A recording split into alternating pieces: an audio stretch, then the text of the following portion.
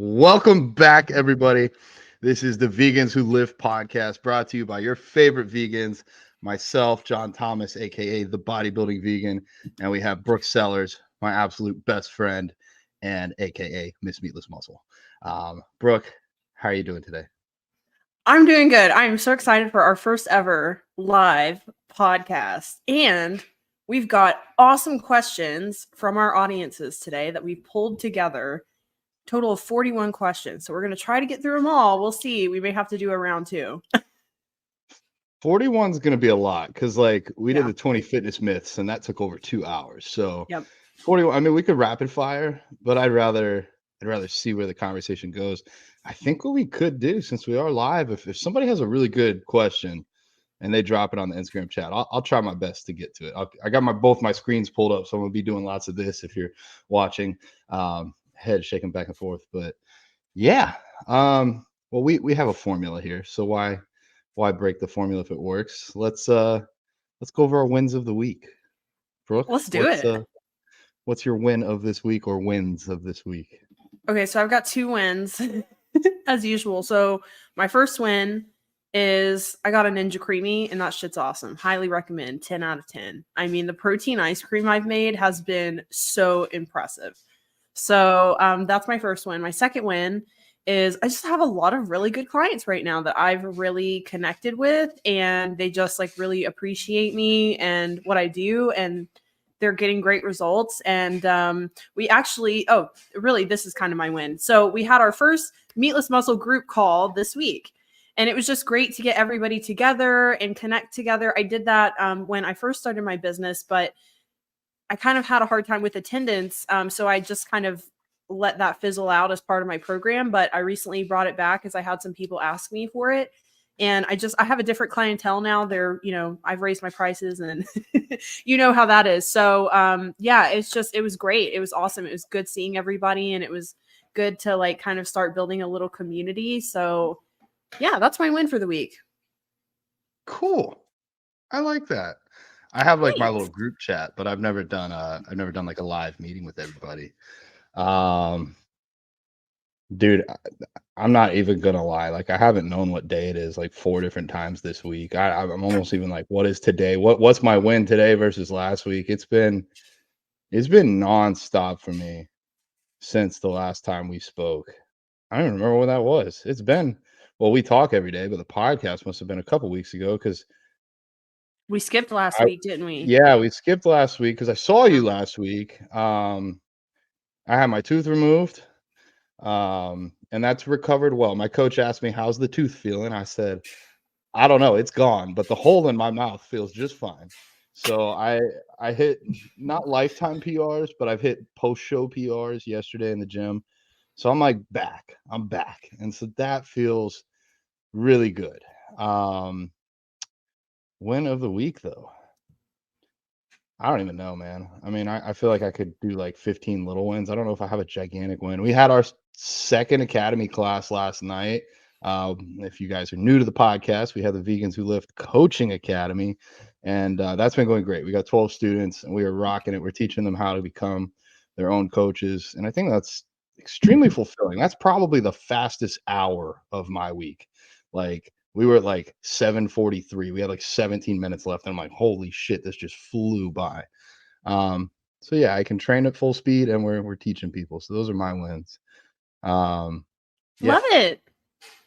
Are we ready for our game? Bring it on. Shaker cup.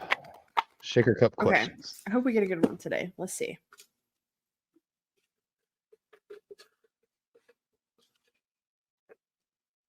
Oh, okay. If you had to lose all of your memories, which one would you want to lose last? It's going to be a tough one. Dang, that's deep. I know.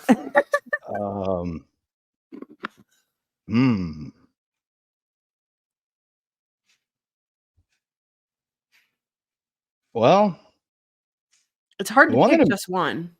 The one that immediately came to mind, I mean, well, now I got a few floating around in there. You know, like I have things like my family, or like memories of my dad like taking me to Star Wars movies when I was like 5. Like that's pretty cool. Um, but as far as like who I am at my core, I think I would want to remember my breakup in 2022 more than anything else.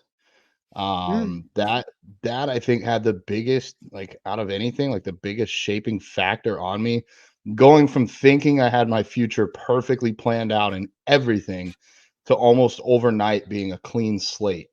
I didn't wanna be a clean slate at the time, but now with that pain and that experience, I love every day, and I'm not as best as I can. I'm not trying to plan super, super far into the future.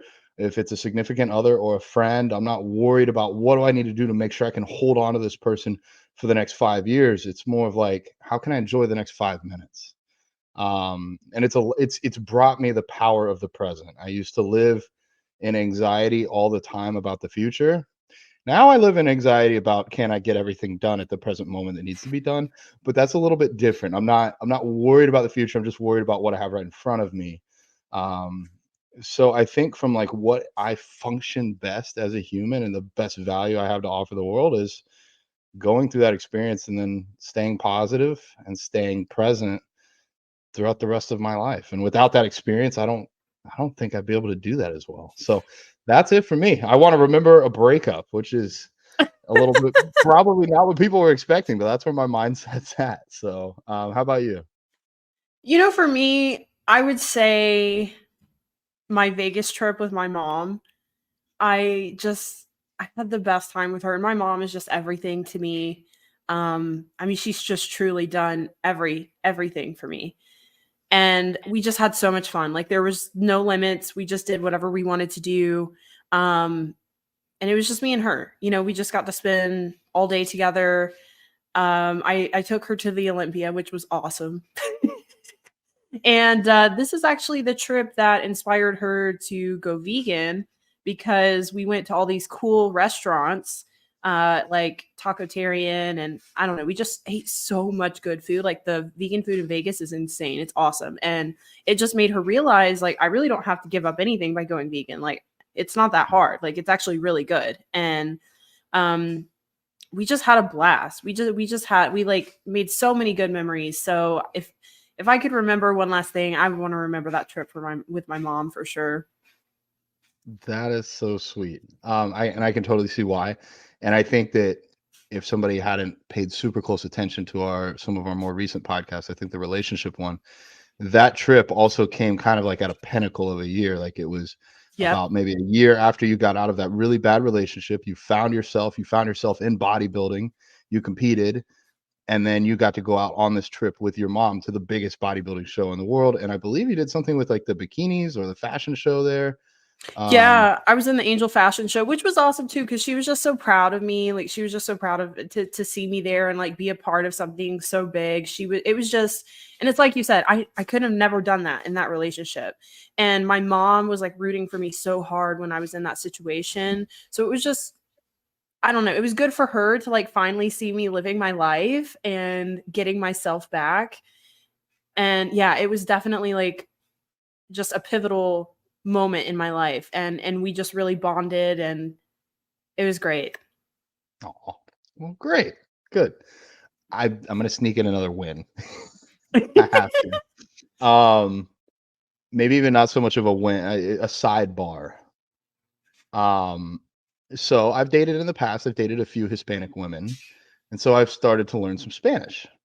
Now, Allie recently came into my life and she speaks Spanish. And so I'm back on the apps trying to learn Spanish and master my craft, my terrible craft. I'm not great, but I can get around and I can find vegan food, bathrooms, the important stuff. But I do cardio every morning at my apartment complex. And there's this guy. Um, shoot, I should have his name remembered. It starts with a B. I'd have to look it up. It's in my phone. But anyways, he's Mm. very kind. He's from Cuba. He's actually a tattoo artist. So he maybe I won't say his name because he does tattoos out of his apartment. So I'm gonna go get a tattoo there, possibly one for my dad next month. Like, that's the type of person I am. Like, Yay. we just cross paths in the gym, but he speaks about as much English as I speak Spanish. So we struggle, but in a fun way to like find ways to communicate or like talk. He's like, today he's like, proteina, like, how do I eat to grow? And I'm like, well, it depends. I had to get like my little translator, be like, do you track? And he's like, no. He's like, beef, pollo, uh, pork. And I was like, oh, no animales para mí, no animals for me. And he's like, ah. And then I said, I'm vegan, so soy vegano, vegan. And he's like, he clearly did not understand. So I got my translator. I said, I don't eat any animals or drink any milk para 20 años, for 20 years. And he's like, oh, wow. I wouldn't know. Like, he was blown away. And it helped me realize maybe, Allie's in my life for some awesome personal reasons. But I'm realizing if I want to end factory farming worldwide, it's not going to be done in one language. And so for us to become the best activists possible, we're going to have to be able to connect with other communities that don't speak our language. And so, I mean, probably almost all of South America, Brazil excluded because they speak Portuguese, speak Spanish. And if we want to have an impact in those areas, we're going to have to be able to reach those people. And so now I'm like, this all makes sense, universe. This is why these people are coming into my life and offering these lessons. And now that one other person that, if I didn't know any Spanish, I probably wouldn't have been able to communicate with him, or at least even have that initial conversation to get the ball flowing on what is a vegan. So anyways, I just thought that was really cool. So I'll count that as a win. Some outreach in a different language, my first attempt. Yeah, we're gonna need it because a lot of other cultures, like I remember I dated a guy who was from Mexico, and I mean his whole family was just like, "What the hell are you doing?" Basically, because other cultures it's just not as common to Yeah. have vegans. So yeah, we're gonna need it. Yeah. Shout out to Mai in Japan. She says there's not a whole lot of vegans in Japan. She's one of my clients and also one of our academy students, so she can start the outreach over there. But All right, Q&A time. Are we ready? let's jump in. We got a lot for you guys. At least 41. If anybody wants to drop in on the live and give us a live question, we can add that to the list. But yeah, let's go through it. All right, number 1. Any thoughts on intermittent fasting for regular people for health and weight loss? Which, by the way, I'm literally reading these verbatim. I did not change the English or punctuation whatsoever. So, Brooke is literate. Don't worry. My thoughts. If it works for you, go for it. There's no magic behind fasting, or at least intermittent fasting. It really does mostly come down to the calories that you take in per day. There may be some health reasons to do a fast, like a 24-hour fast every month or every quarter of a year, to give your intestines a little bit of a chance to have a break and recover.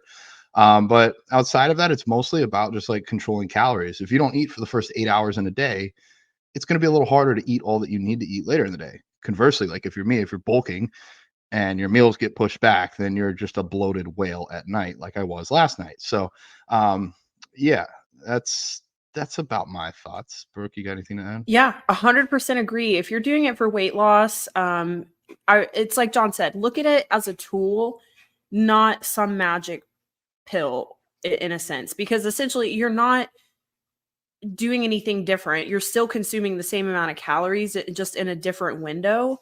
So it's not offsetting anything. It's just maybe a strategy. Like if you find yourself binge eating at night, it may be helpful for you to eat within like a time period where you're mostly eating in the evenings. But like John said, you also have to have some awareness with that too, because I know some people who intermittent fast and it causes them to binge, like because they are going so long without food. So you also have to know yourself, but there's no quick fix for weight loss. Intermittent fasting is great for some people. For some people, it may make their triggers with food even worse. So you just have to know yourself. But yeah, there's nothing inherently special that is going to make you lose weight about intermittent fasting. Yeah. I like semi-intermittent fast on my days off because on the days that I train, I have 6 full meals. On the days that I have off, I only have 5. So on my day off, I just like wait 2 hours later to eat my first meal, and then the rest of the meals line up. And usually I'm like extremely active, like working or staying busy. So it's like I'm not even really like super hungry. I haven't even eaten yet. I'm okay. I just have some extra coffee or tea to get me through, stay hydrated. That's I guess the other thing. Make sure you're staying hydrated. Um, the only downside I feel to intermittent fasting is you can only increase or spike your muscle protein synthesis so many times in a day. I believe like 4 or 5. Yep. So if you intermittent fast like a 16-hour fasting window, you could maybe spike muscle protein synthesis 3 times in that 8 hours that you are eating, which might be limiting you a little bit, but most people, like they said, if they're regular, they're not super concerned about getting as jacked as possible. So I think that covers that. Yeah. All right. Number 2, favorite warm-up routine if you have any. What's your favorite warm-up? Well, it might depend upon the muscle group. This is usually what I do. I'll get like a nagging injury in my shoulder, or right now I'm dealing with my hip flexor. So I'll do all the rehab and prehab and like mobility stuff before training and do everything like to get it ready to go so it's good. And then eventually it'll heal. And then I'll go 2 or 3 months without really doing a warm up, and then I'll hurt myself again. And then I'll spend 2 or 3 months doing the right thing, and then it's like, yes, there's a reason we did that and we should keep doing that. So I am not the pinnacle of health, especially with warm-up routines. I think that you should. I do though, if I don't do any like specific routines, I'll like whatever my first exercise is, I'll do a lot of really light sets and reps just to get a good bit of blood pumped into that muscle and make sure my joints feel okay. But I'd rather you guys should probably do whatever Brooke does because I'm not not the best here. I'm being honest. I just do a 10-minute cardio warm-up. I walk at like usually 3.2 miles per hour on the treadmill, or I'll do the elliptical if I'm bored with that. But I do 10 minutes, and then like John, I usually will do some sort of like isolation movement to get warmed up. So like on my leg days, I'll do like a leg curl. Like it's unlikely that you're gonna really injure yourself if you're on a machine and doing a leg curl, as opposed to like going and just going ham on some deadlifts or heavy squats. So I'll do a light set and just work my way up with my weights. But that's pretty much it. I don't do any stretching like we talked about in episode, I don't know what. I think that was our 20 myths. But you don't want to stretch before a workout because that sometimes can do more harm than good, depending on the person. Yeah, I mean, I don't feel like you need to really do anything crazy. If you have some sort of terrible injury, maybe, but I mean, you just need to get the blood flowing and just, like get into the movement and you should be fine. I mean, I can't even remember the last time I had an injury. Speak for yourself. I've had like 3 in the last month. Um, but yeah, I mean, I think some sort of like warm up for that muscle group is probably not a bad idea. Something with bands, something dynamic. No, like super hard static stretching or like trying to do splits or whatever. Um, oh, we had some activity in the comments. Somebody explaining that their grandma from the Dominican Republic was pissed off to learn what vegan meant, and then just other people saying that they love us. So thank you, Tyler. That's very kind of you. Okay, back to the show. All 3, right.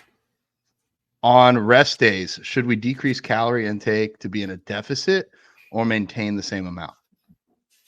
I think so. I think it also depends on the level of fitness you're at too, and like how much you want to obsess over it. So, like my lifestyle clients who just generally want to be healthy and fit, I'm like, don't worry about it. Like, just eat the same calories, eat the same protein, like you'll be fine.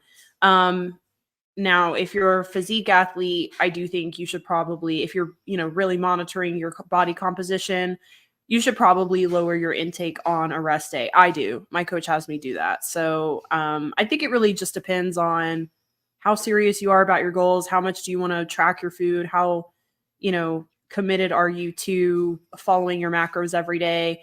If you're really, really serious about it, decrease a little bit on your rest days. If not, it's not going to hurt you to eat an extra, 200 calories that you normally would be eating. Yeah, there's a few different ways to think about this. If you're training really hard and still in a growing phase, you're going to need that food on a recovery day, on an off day. There was actually a point in time where I was struggling to gain weight at over 5,000 calories a day. And I found out on my off days, I didn't go to the gym for 2 hours. So I had an extra 2 hours I could eat. So I put an extra meal on my off days. I was actually eating more on my off days. And that was because I was struggling to gain weight. Now, if you're in a cut, um, we're pushing pretty hard, at least like in a prep setting, you're probably going to have a little bit less food on those days off.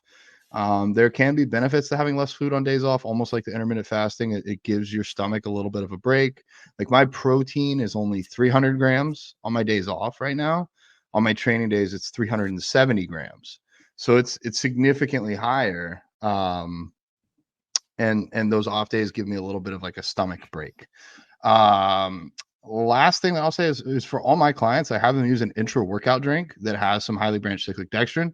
So anywhere from like 20 to 50 grams of carbs, depending upon how big or how intense their training is. So they kind of have it baked in, like they'll have their set meal plan, but then on their training days, they get that extra shake, which is some extra calories. So it's like almost, yes, a little bit lower on their off days, but they mentioned to be in a deficit specifically in this question. So whether or not you train that day probably won't put you into or take you out of a deficit. If you're in a deficit, your calories are probably low enough that even without that activity from training, you'd still be in a deficit. So I wouldn't worry about it that way. Like it. Cool. Only 300 grams of protein. No big deal. I love how you said that. To me, it doesn't feel like a lot, but I know it isn't. It isn't a lot for you. I blew some minds on Reddit the other day because they're like, I get 120 grams, and like I think that's plenty. I'm a 180-pound man, and I'm like, y'all don't even want to know. Yeah. All right, number 4. Can you rely mostly on protein powder to reach your daily protein intake? You can, but should you? What do you think? You know, I feel like once again, it's like, I mean, how serious are you? And how healthy do you want to be? I mean, there is a lot to say for your gut microbiome. I mean, you do want to have some diverse proteins in there. So, you know, and it also depending on the protein powder, some are better than others. You would want to make sure you don't have one with a bunch of artificial sweeteners that are going to bloat you or cause GI distress. I wouldn't recommend it, but it can be done. It certainly can be done. I don't think it would be healthy if that's your goal, to be healthy. I'm going to come at it from a slightly different angle. It depends upon where you're at. If you're like, should I eat this chicken or this fish? I just watched Seaspiracy last night. Holy shit. If you have not seen that, you're missing out. Are you going to eat this chicken? You're going to eat this fish or this beef or a plant-based protein powder?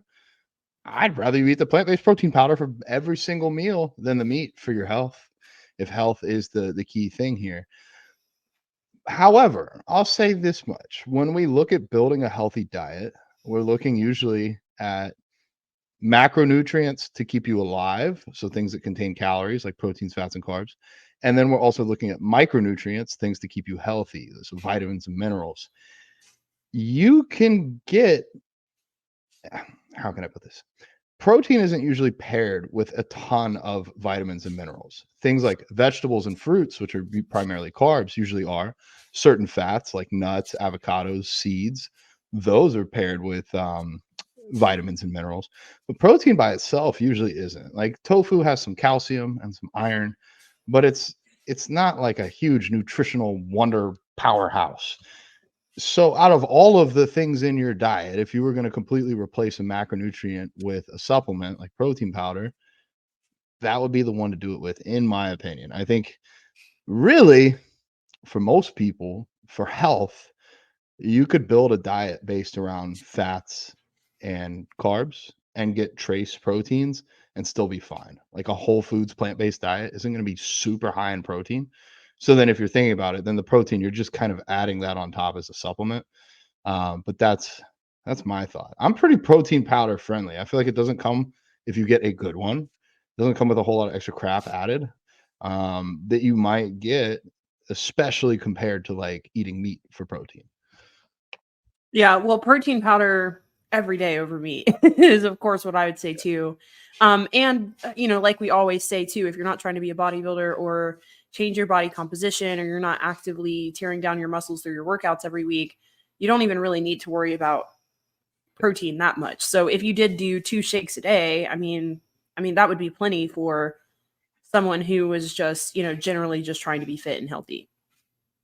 Yeah. Final note: using like vital wheat gluten to make seitan or TVP, I don't think either of those are going to be inherently more healthy than eating a protein shake. Something like tofu, edamame, um, tempeh. I guess those are all soybeans, so they're basically beans. Those are going to have some other nutritional properties that you wouldn't get from a protein powder. But yeah, outside of that, okay, I think we've beat that one to death. Vegan stuff. All right, this one's kind of a long one. This was from my client, Kelsey. How do you prepare for holidays with your non-vegan families? I find myself trying to replicate everything everyone else is making, since that's what I've always ate until the past few years. I get stressed about what to tell family I'm bringing, because I'm likely to bringing 5 dishes that they are already making. This requires a lot of prep time and money, not to mention they aren't going to try my food because they already have another version of it. This leaves me with leftovers to either throw out or try to work into my diet over the next few days. How do you handle your holiday? Well, I convert my family to veganism. That's yeah, how I do it. your mom is awesome with that kind of stuff. They weren't always like that. My dad actually never converted, but he really supported me, and so I'll always be grateful that he did that. At the time, I didn't appreciate it as much as I should have, and it's also hard to appreciate what you have if you weren't on the other side. Like if my parents were adamantly against being veganism, I think my life would have been completely different. In this case, fend for yourself. I mean, I think being a bodybuilder does a great job of being vegan. Helped me be a bodybuilder because like, oh, I can't eat that because it has animals, and now I'm a bodybuilder. Oh, I can't eat that because it's not on my diet. It's like I choose not to eat it. Um, or maybe just try and coordinate. Say like, hey, it's Thanksgiving. I really have this awesome recipe. You're gonna freaking love it. It's these um, pumpkin cookies or whatever it is. Let me cover the desserts this year. Trust me, it's gonna be awesome. And then see if they'll do it. Maybe they will. Maybe they'll let you sub a meal. But otherwise, I would just cook for yourself. And they mentioned being stressed. I'm a big advocate of lowering your stress wherever possible. So whatever you can do to be not stressed, whatever that solution is for you personally. Yeah, I have a little bit of a different perception, kind of like you. I just do it for myself, and I've done that for years over the holidays. And I get excited about making vegan food over the holidays because I've always grown up with the traditional dishes, and it's so fun to remake it vegan style. I love Nora Cook. She has awesome recipes. She has the best vegan recipes because they're actually like the traditional dishes, not like somebody trying to make like a gluten-free, sugar-free version of mac and cheese. You know what I'm saying? Which there's nothing wrong with that, but like it's Christmas. Like I want to eat mac and cheese. You know what I'm saying? So I've always been excited about making food at the holidays. So I make my own stuff. If you don't like the prep time, Whole Foods always has a holiday menu and it's pretty good. It's pretty decent. And Trader Joe's usually has some pretty good stuff too. Like they had a gingerbread loaf that was bomb, vegan gingerbread loaf. So you could do that too if you don't want to spend a lot of time prepping. But I will say this, eventually you should rub off on these people and they may just try a bite. And I tell you, every single time I've made stuff and brought it to my family event, they loved it. Like the vegan sweet potato casserole was much better than the non-vegan sweet potato casserole, and the vegan lasagna was actually much better than the Stouffer's, which no surprise, but so I would say do it for yourself. Half those portions if you make a recipe, and you don't have to eat the food just because you have leftovers. Like you don't have to eat it. Like it's okay. You can throw it away. So that's what I would say about dealing with the holidays. You are a stronger person than me. I don't throw shit away. I eat way too. I have to walk away. Great points. Yeah, you could support Trader Joe's carrying some vegan products by buying that. I didn't even think about Whole Foods. So yeah, you could Easily, or even look at your local vegan businesses. I have seen like Instagram posts for places offering a Thanksgiving meal plate, and it's like that way you can support somebody else. You don't have to spend time in the kitchen. I'm all about that. So, Yeah. All right, all right, 6 tips for structuring meals around training, examples of foods for pre-post workout. cool. Um, it's not it's not that hard. Pre-training, I like to see a smaller meal somewhere between, depending upon you and your digestion, 60 to 90 minutes, maybe 2 hours prior to lifting. Ideally, depending upon your size, somewhere between like 30 to 50 carbs. Again, depending on your size, somewhere like 20 to 50 grams of protein and like 10 to 15 grams of fat. The carbs you're going to want to be low fiber, very easily digestible. So something rice based, rice noodles, rice cakes, cream of rice, or rice itself. For the fat source, whatever sits well with you, macadamia nut oil is great. Almond butter works for most people. And then for your protein, that's one where I say go with a protein powder. It's going to be the easiest to digest. It's not going to have a whole lot of carbs or fats paired with it. The reason we have a little bit of fats with that meal is to slow down the digestion of those carbs. Then when we're training, I have all my athletes use an intra workout that has 3 ingredients: highly branched cyclic dextrin. We also have, and that's a carb source. We also have essential amino acids, and then we also have salt or an electrolyte mix. And then we post workout, I like a protein shake sometime within the hour after you set down your dumbbell or step off the Stairmaster or whatever you're doing, and then just a regular meal sometime after that. It's pretty easy to take protein powder with you or to take a shake pre-made with you. It's almost no excuse not to do it. This is from a bodybuilding standpoint. I guess you can take everything I said and just throw it out. If you're just one of the people that goes to the gym and has fun and like does a little workout, do whatever feels good for you. If you're trying to be optimal and build as much muscle or maintain as much muscle while cutting, then do what I just said. And Brooke is more than welcome to put her side on there. 100%. I don't think I could have said it better. You know, it's really not that complicated. I feel like people overcomplicate pre-workout and post-training nutrition, and everybody's like, "Oh my god, the anabolic window. I have to get in the anabolic window." You know, and it's really not that complicated. So, yeah, fast-acting carbs I think is the most important before a workout. And just make sure you're getting some protein in after you train, and try not to stress too much about it. Yeah, sorry, that was me dropping stuff in the chat. Um, Are we ready for the next one? 7. How yeah, often do you recommend getting blood tested? Are there any blood markers that are typically different for vegans? did you want That's to extend? also, oh, yeah. Example, is it normal for us to have lower cholesterol than the average range? How to read your blood test, things to look out for. A lot of caveats to that one too. Competitors are probably going to need blood work more frequently, especially if you're enhanced. I guess, you know, if you're general, run of the mill, just healthy person, I mean, I would say at least 6 months or a year. You could do a yearly, but I like 6 months. Yeah, I mean, the best is as often as you can afford. I know some True. people that have gotten blood work every 2 to 4 weeks, but these are usually competitors that are a little bit out there. Um, Regular person every 6 to 12 months would be great, assuming you have no health issues that you're aware of. Competitors, quite a bit more often, especially like Brooke said, if they're enhanced, if they're using performance enhancing drugs, that's going to be something that skews your blood work and something that needs to be accounted for. Um, as far as blood markers specifically being different for vegans, now I feel I can give a little bit of insight here because I do work with quite a few people, both on the vegan and non-vegan side and on the bodybuilding and non-bodybuilding side.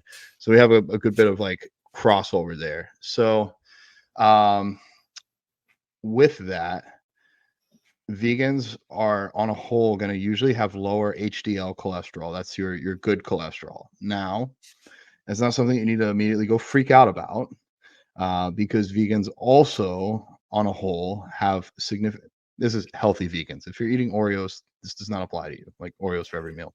But the healthy vegans will have a lower LDL by a significant factor. And based on all the research that I have seen, it is okay for your HDL to be lower if your LDL is also lower. The health issues that arise primarily come from having a very high LDL with a low HDL. And that happens very frequently on a non-vegan diet. When you're eating a lot of processed foods, especially processed meats, not taking in as much fibrous foods like oatmeals or veggies or fruits, that's going to let your LDL creep up higher and higher. And if you're not doing cardio and other things like that, your HDL will continue to drop. And so that when there's that big disparity, when your LDL is high and HDL is low, that's bad. If they're both kind of low, that's not too bad. If they're both kind of high, that's a little concerning. So, yeah, that's gonna be the biggest one. Like B12 on a whole, I'm not seeing come back low on vegans. Vitamin D3, though, everybody that's listening to this podcast should either be taking vitamin D3 or proving through some means that their D3 intake is high enough. But I've never seen it come back high or even optimal or middle of the road on a client that's not already supplementing. So definitely check your D3 regardless. I don't know if I answered everything. Yeah, I think that was good. Yeah, I think there's less disparity between like being like a vegan's blood work and like an omnivore's blood work, and more just like someone with a healthy diet and someone with an unhealthy diet. Because I've actually seen, like you said, I have seen vegans with high cholesterol, believe it or not, even though there's not a lot of cholesterol in a vegan diet, it still can happen. And there's other factors that can affect that too. So, yeah, I think really, just staying on top of your blood work is always a good general rule.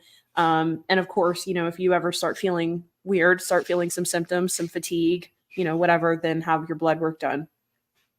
Yeah. And if you have issues, if you're going on like hormone replacement therapy, testosterone replacement therapy, if you have thyroid issues, you're probably going to need to do blood work every time a change is made. So if you were on 100 milligrams of testosterone a week and your blood work came back showing that that wasn't enough for you, and you go up to 150, well, then probably after about 2 weeks, once your levels stabilize again, you're going to want to go check again to make sure you're not too high now. So lots of getting poked if you decide to take the plunge, if you know what I mean. Cool. This next one could be long. I know. I was like, this could be literally a whole podcast, but we could just give like a few little tidbits. Yeah. Ways to optimize gut and hormonal health. There's so many ways to do that. I would say if you're already a healthy person and you don't have a gut issue or have a hormone issue, because there's just too many variables involved. Like what somebody would need to do if they had like low estrogen would be totally different if they needed like to fix low testosterone. So if you're already a healthy person and you just want to have the healthiest gut health, hormone health, some of the best things you could do are like, number one, sleep.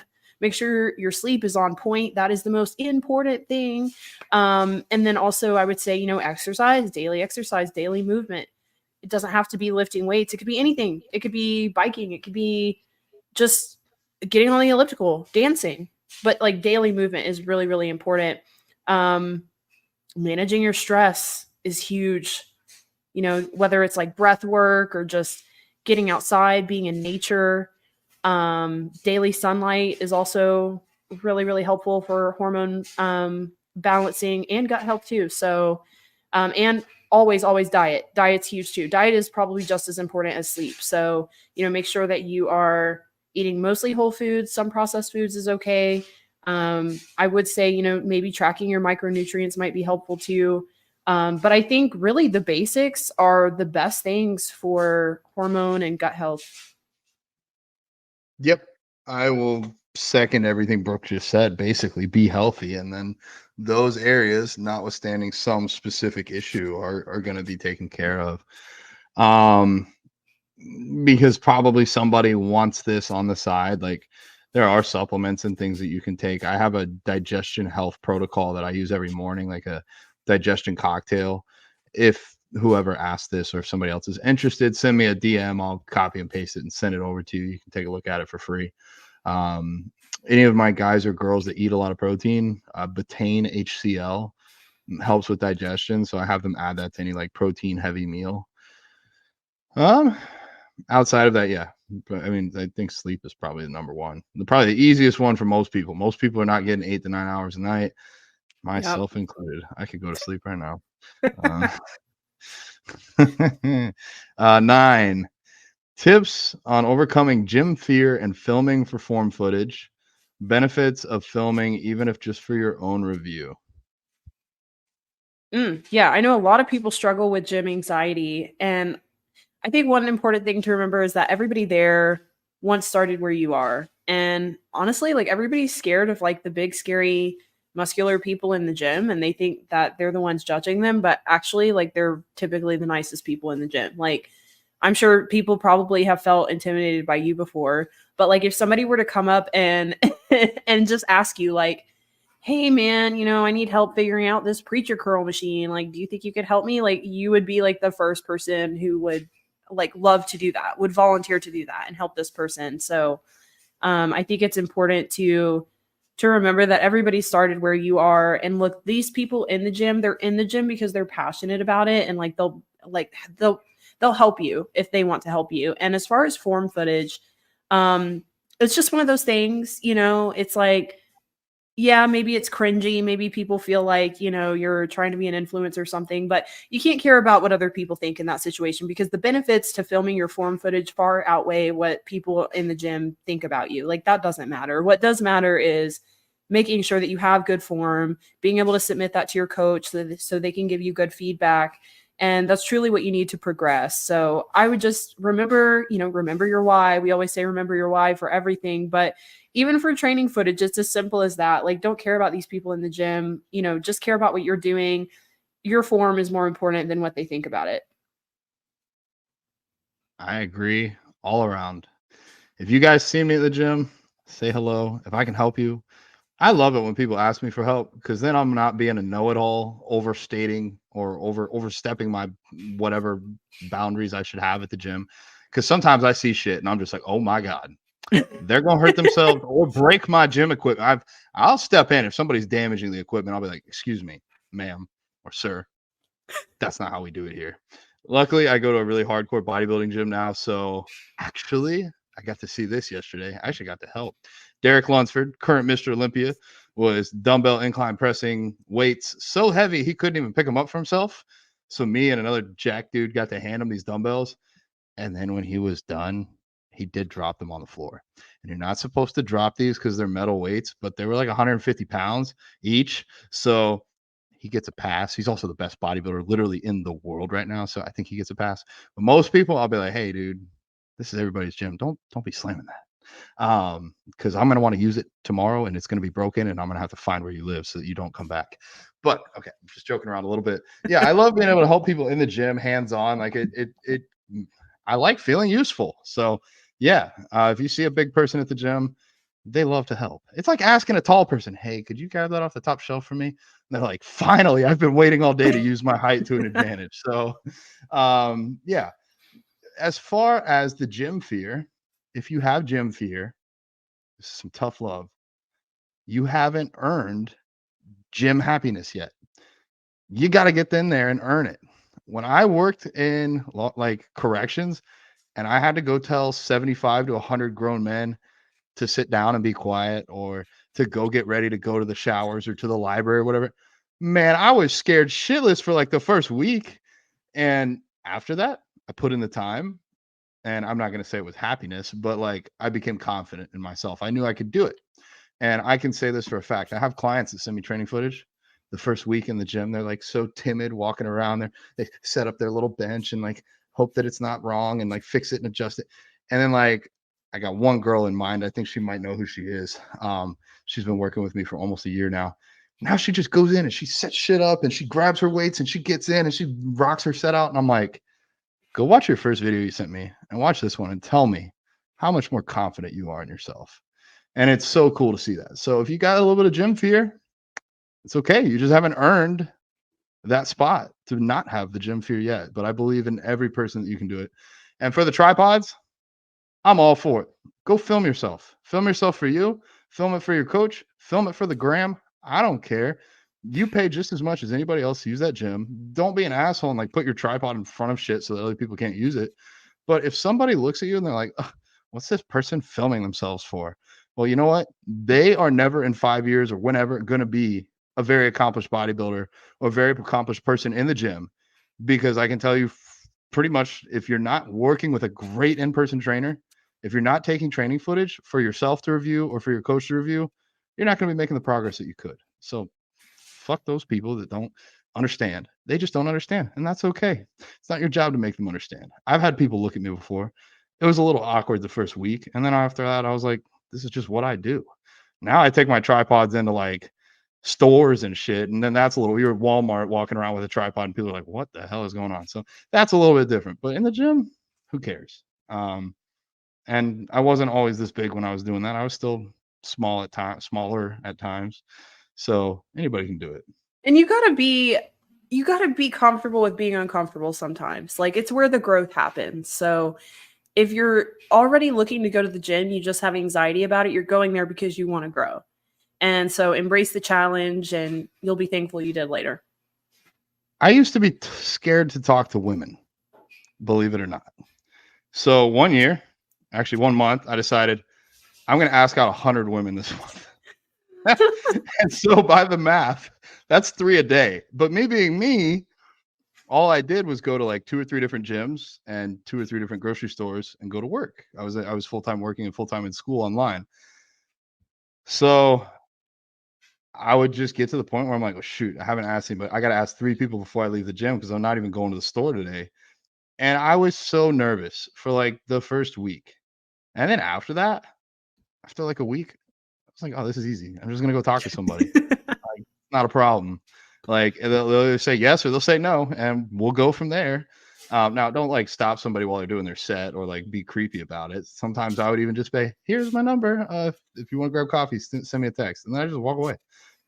Didn't have a high success rate, but it cured my fear of talking to people, talking to women. So, like Brooke said, if it makes you uncomfortable and it's not like burning yourself with a lighter, go do it. It's gonna make you better. So, no self harm here. I think we're on 10. 10, Okay. 10 out of 41.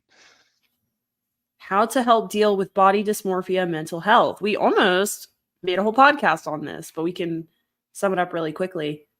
And we actually made a really good post about this too. So we'll have to share that. But a couple different strategies. I would say one of the best things that you can do is to focus on the non-physical traits that you love about yourself. And, you know, it could be anything. It could be how funny you are. It could be maybe you're really smart. Maybe you are an awesome vegan and you save a lot of animals. You do a lot of charity work. Think about the things that are really awesome about you that you really like that aren't physical traits. And I also think, you know, maybe even taking a step back from social media can be helpful for some people because, like they always say, comparison is the thief of joy. And often people are comparing themselves to other people.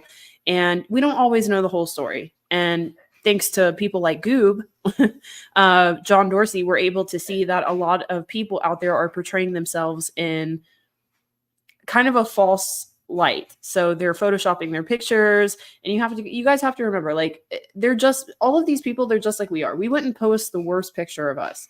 Like, we're not going to post the worst picture from the photo shoot. We're going to post the best picture. So try not to compare yourself to other people. Everybody's on their own journey. You know, because that girl's been working out 10 years, you can't compare your body to her body. So no comparison, you know, that's always helpful. And I would say, yeah, to think about the non-physical traits that you love about yourself. I like all that. I was gonna say if somebody has a great idea, send it to me because I still I still struggle. And I think Brooke hit the nail on the head. I think most people that have body dysmorphia issues would not have gotten that without the ability to see other people, either social media or just media in general. for example, like, yeah, I was next to Mr. Olympia yesterday, but also on my feed and who I follow like all the top people in the world. So when I compare myself, I'm not always comparing myself on my journey. I'm like, how do I stack up compared to the best people in the world? And then it's like, shit, I'm not at the top of this list. And then you feel like you're at the bottom of a list. But really, I think practicing gratitude. If you're Yeah. listening to this, you have ears. I don't think we have a braille version yet. So, if you're listening to this, you at least have ears, and if you're able to watch this, you at least have eyes.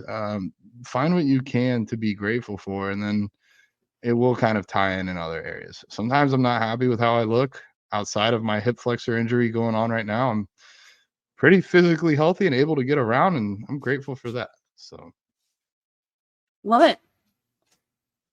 All right, 11. Thoughts on trending fitness topics like biohacking and carnivore diet. what is biohacking?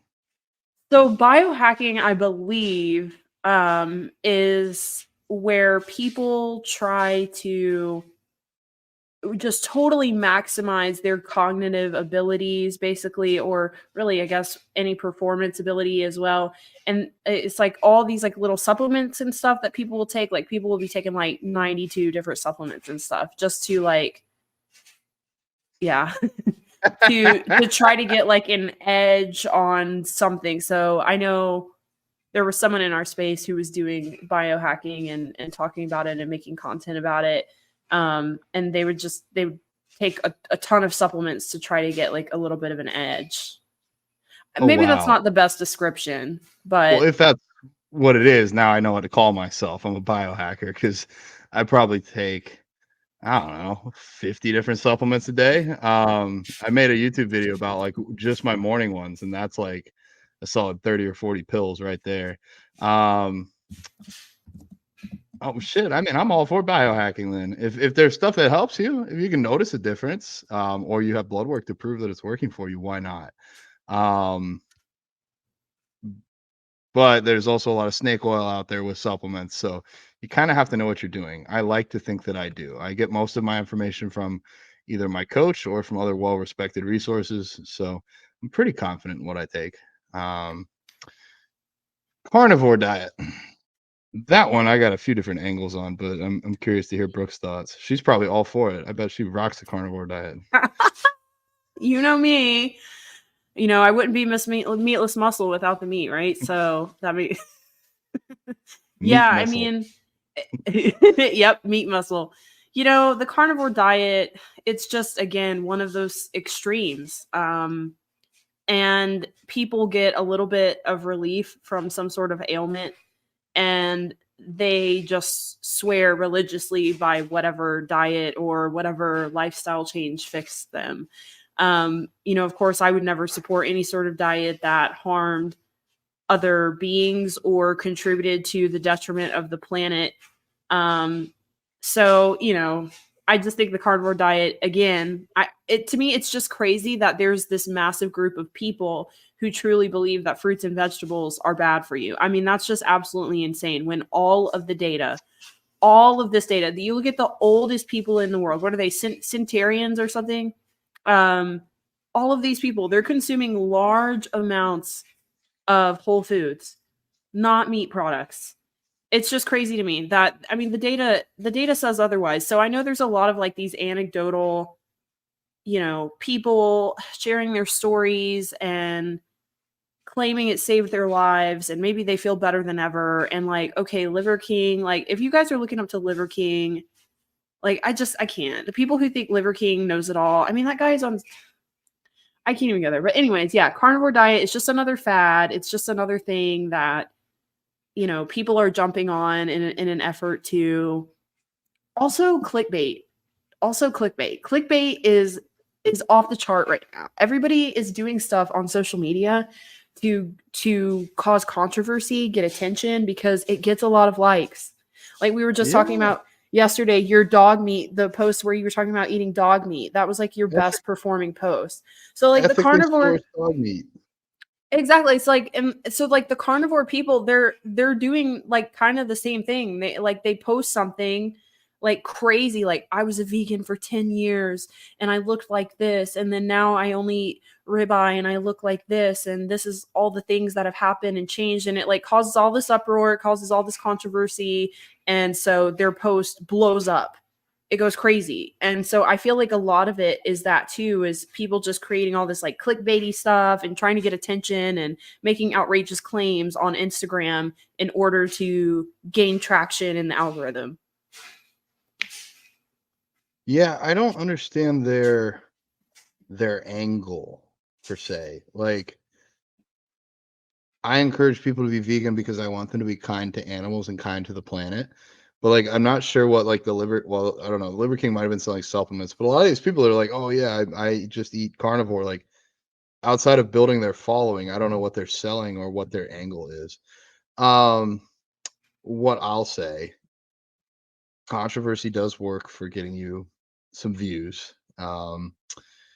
Me saying that I was eating dog meat really ruffled some feathers on both the vegan and non-vegan side. We got a lot of hypocrites out there, and we got a lot of reading comprehension issues out there too. Not really eating dog meat, guys, but as far as the carnivore diet, my biggest issue with it, besides killing all these animals, is even if it was proven to be the healthiest diet out there, it's not sustainable. Like, it's not even possible to feed the world a carnivore diet. So it's not even that it's not sustainable. Like, we could do it for a little while and then we run out. Like, we literally would have people starving if we tried to feed the entire world with the carnivore diet. So then it's like, well, only people in the rich countries get to do it. Like, it's just not sustainable. It's not possible. So I can't really get behind it to say like everybody should do this because we couldn't support it. So that's where I sit on it. Yeah, I don't have much to say about it. It's just another one of those fads. It'll be over soon, and then it'll be Atkins dieting, no carb diets again or no fat diets again. I did have one thing to say. If you go from eating a shitty diet to eating only like less processed meats, you might feel better. Yep. Because when you cut out all that shitty food, all that fried food, processed food, inflammatory foods like sugars, yeah, you might start to feel better. And you know what? When you only eat meat, you're not eating carbs. So your calories are going to be lower when you cut out an entire macronutrient. So you might lose some weight too. So you might see some beneficial things, but could it all have been done just as well, if not way better, on a plant-based diet? Yeah. So um Great there's point. why some people see some results from it. But yeah.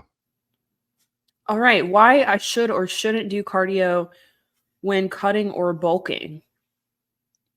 Hmm. I think you should always do cardio for health, cardiovascular health, whether you're cutting or bulking.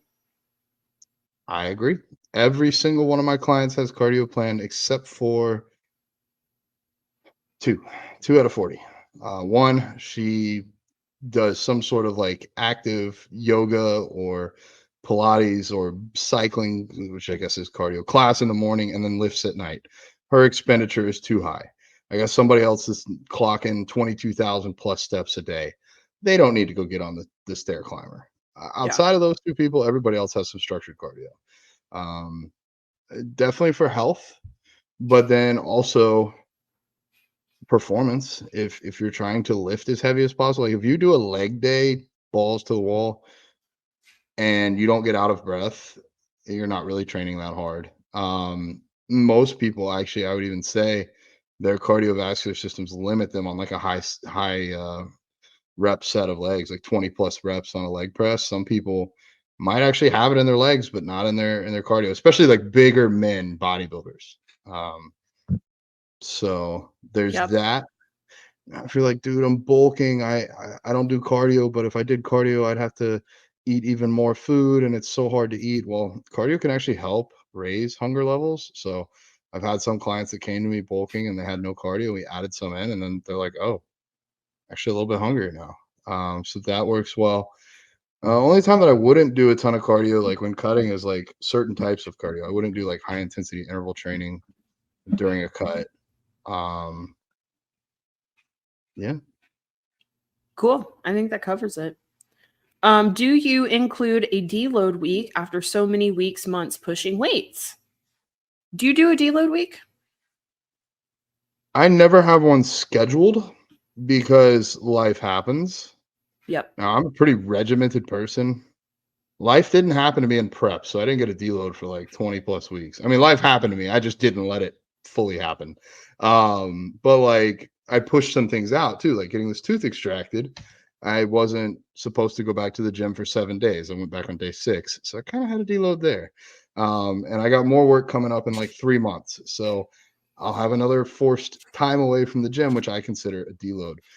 If you live in the gym and you have no life stressors and nothing that ever keeps you out and you don't get sick, I would say probably every 16 to 20 weeks, you need at least 3 to 4 days fully off, or like a week of doing half the sets at 70% of the weight, something like that to give yourself a little bit of a break. But how about you? Do you plan deloads?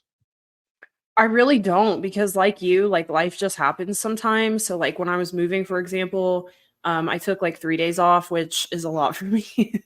So I know it's not a full week, but it's still more than what I'm used to. I mean, really, I got a workout while I was moving. It was a lot. It was I mean, I didn't hire movers, so I moved everything myself. So yeah, I don't ever schedule anything. But I don't know, my training's also not just super intense either.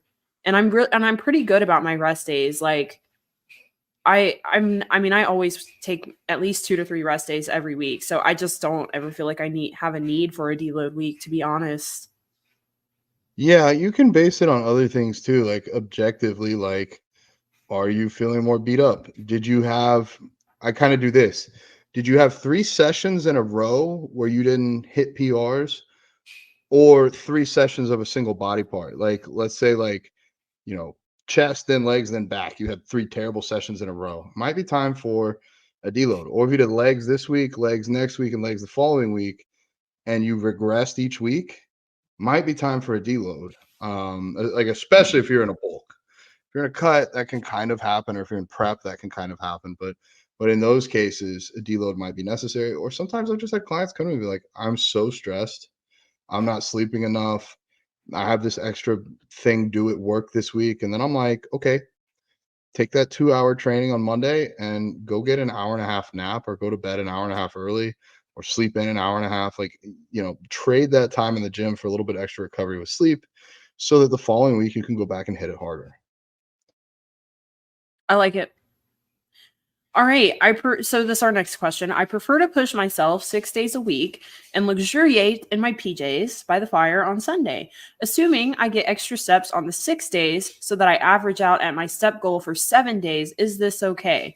The example she gave was 11,000, roughly 700 steps per day for 6 days rather than 10,000 for 7. What are your thoughts? I mean, I get my steps every day. And my coach would not let that fly. My coach would be like, "No, you got your step goal every day." I mean, I guess if you're I guess it again, it's like how serious are you about your goals? I think if you are a competitor and you're really trying to stay on top of your data and you're tracking all of that, I would say just get your steps every day. Um, if your lifestyle, you're under a few steps and then you're over the steps most of the week, not the end of the world, not going to make or break you. Just depends on how bad you want your results. I agree on it probably won't make or break you.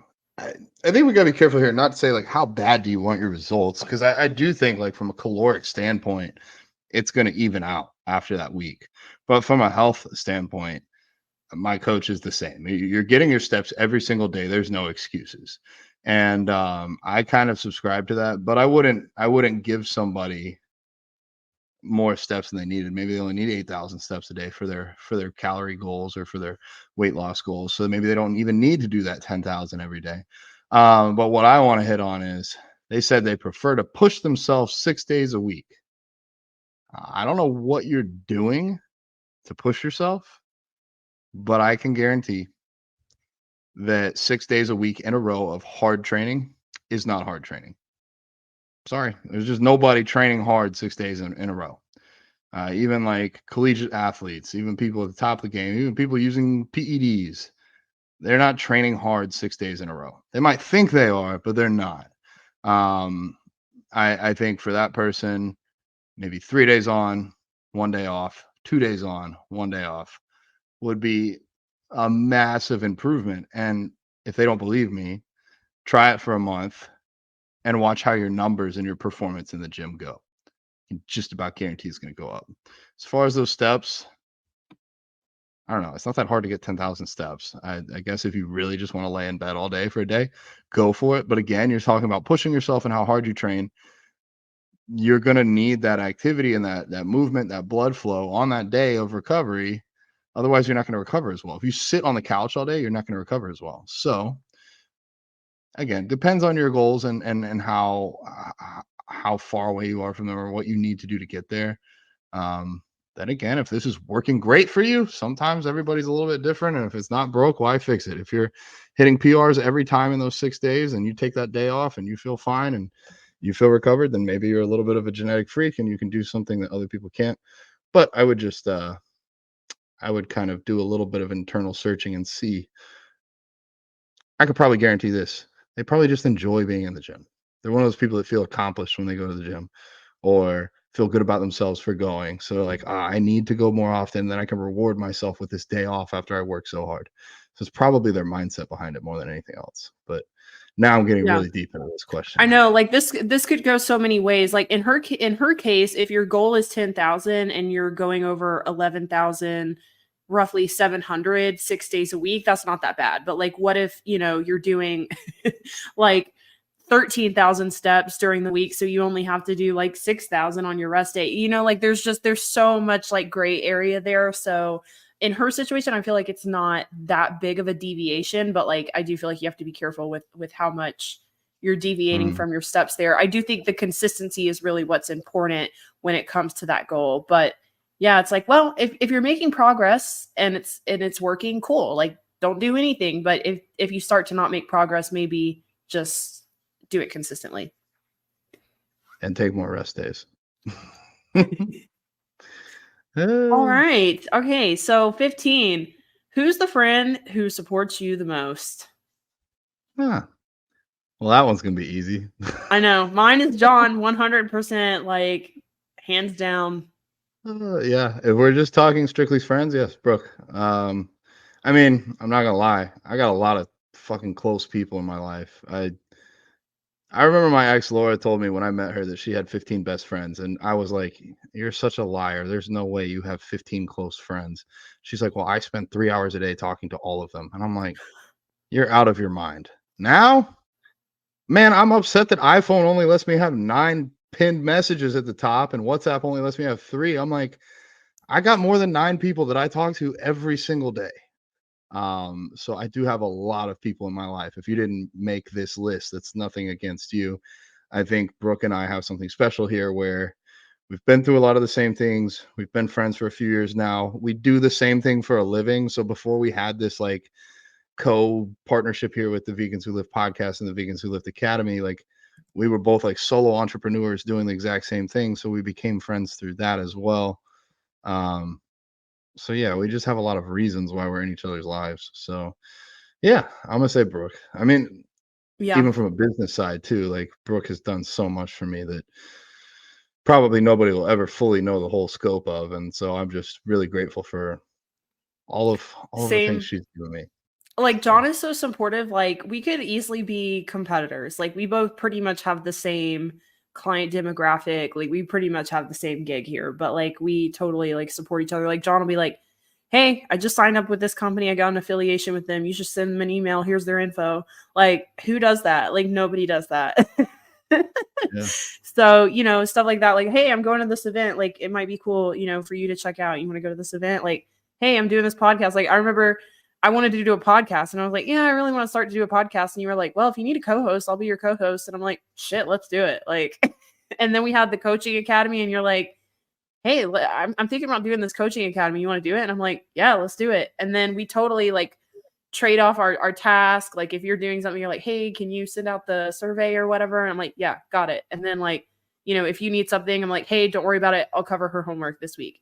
So it's like on so many ways we support each other, like emotionally, like business, everything. So it's just there's nobody who would even come close on my list. Oh, I'm just grateful for all of it. I mean, yeah, like you hit the nail on the head there. We so easily could be competitors, but I don't care if somebody, follows me and then they sign with you. Like there's plenty of fish in the sea. I'm gonna get all the clients I need. And I'm sure some people have watched Brooke and then come to me. It all comes back. And I got a lot to say. Like you literally brought green bites into my home and now into my life. And I got some sitting over there waiting on me. Like I wouldn't have green bites if it wasn't for you. And if you guys haven't tried green bites, you are missing out. We both have links in our bio. Go support Brooke, use her code. I fucking love green bites. And then I think you found Say Grace. Or did you turn me on to them? I don't even I think remember I now. did. Yeah, I think Yeah. because I'm pretty sure they asked me like, "Hey, is there anybody that would be good for an affiliate?" And I was like, "The Bodybuilding Vegan. Message him right Right? now. Like he would be perfect." But you turned me on to No Cow, which was good. Yeah. So yeah, I mean, Tried Super to get Team you on True Foods. I think. Nutrition. Yeah, I know, but I already got veg. But yeah. Yeah. So yeah, I mean, we definitely we help each other out. I need I to love. talk to you off What's that? air. Super Team Foods is down to partner. So I meant to talk to you and Sean about that before this got live, but we got an exciting new protein bar company coming for you guys, and they are a little bit different. They're savory, and he was instructing me when I sell them to people or sample them with people to say that they are crunchy, not chewy. So they're pretty good. Have They're you have you so tried them? good. Yeah, okay. Yeah, they are so good. I'm like dying for them to come out with like a buffalo You flavor or like a buffalo ranch. I'm Oh like, my god, I yes. know. That would be such a good one. um They're kinda almost like wafers, but they're high in protein. They'd be perfect for camping, Gluten um, free and soy free. and nut-free. So that was the biggest problem with no-cow. I got some clients that have nut allergies, so they couldn't use the no-cow. So, I love them in, like, savory oats, or Allie, if you're listening, she loves salads. These go great in a salad too. So if you're like, "Oh, well, I Mm. want some protein in my salad.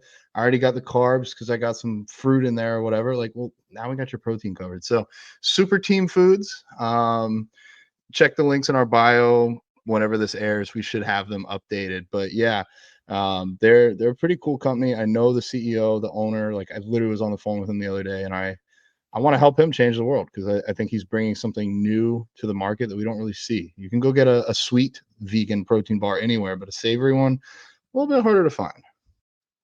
Yeah, that's a great idea to put them on salads. I'm gonna have to try that. Mhm. All right, John, you're gonna love this next one. Yeah. Why do you take so long to respond to messages? Oh, you know what though? I get it.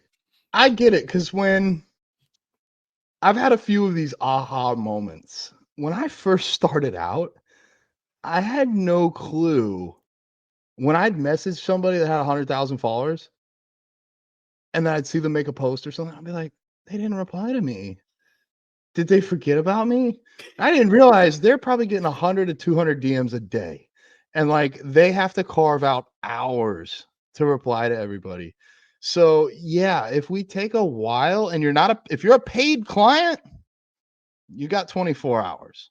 If you message me today, right now, it's 1:39 p.m. I will have a reply to you by 1:39 p.m. tomorrow. Or you have my phone number. You can text me directly and be like, yo, why didn't you reply to my client message? And I will not get upset. There have been a few times I got some awesome clients. Rachel, actually, she sent me some videos the other day and then she sent a question underneath them. I answered the question real quick, but I forgot about the videos. She waited till like 25 hours. She's like, hey, just in case, maybe you didn't see it, but there's some videos up there too. And I was like, oh shit, I missed that. So then I took care of her video. So thank you, Rachel, for being kind and letting me know I fucked up. But for the most part, I mean, if it's on Instagram, like I love you guys. I appreciate all the questions, all of the information that you share with me about your lives and what you need help with or whatever. Anybody can reach out at any time. It's just I don't always have time to get back to everybody. I spend my screen time shows at least 2 hours a day on Instagram, and 90% of that is replying to DMs. I'm not on there to scroll. Yeah. Look, I would pretty much reiterate what you said. All I can say is I'm doing my best, guys. I'm doing my best. Yeah. Truly, like it's a lot to run your own business, and then on top of that, we have another business we just started, and like right now, I'm kind of a one person show. Like I do all my bookkeeping, I do all of my content, I do all of my coaching. I did have an assistant, but I let him go. So I'm doing everything on my own right now. And like John said, people who are paying me, my clients, number one priority. So, I mean, hopefully it wasn't. It was that anonymous question. Hopefully it wasn't my client who said that. But yeah, clients within 24 hours. I know there's different time zones, but doing my best. And then, DMs are going to come after that. And, you know, some DMs are a little bit more important than others too. So it's all about priorities. And I'll do the best that I can. I can promise you that you will get a reply. Yep. I can assure you you will get a reply. I can't promise when it will be. But hey, if you want to talk to me all the time and ask me questions all the time, you could definitely be a client. Yeah. Okay, if it's been like 3 or 4 weeks, I definitely missed it somehow. And sometimes that happens. Yeah. I'll open a message at the gym or whatever and be like, "Oh, I got time to reply to this person in between my set." And then somebody will come up and be like, "Yo, I haven't seen you in forever. Let's take a photo." And I'm like, "Oh, okay, sure." And then I forgot that I had opened the message. And I mean, this happens with my family and stuff too. So it's not just you. A little bit of grace, a little bit of don't assume the third agreement. Don't make assumptions. And I don't have a problem if you follow up like, "Hey, dude, it's been 2 weeks. You didn't reply. Did you see this?" Like, "Oh shit, I'm super sorry." The other thing I'll say, the other aha moment, when I worked with my first coach, I'd be like, "Yo, I checked in at 9 a.m. and it's now 3 p.m. and this joker's making an Instagram reel and he can reply to a comment on there, but he can't get back to my check." I'm like, "What is he doing?"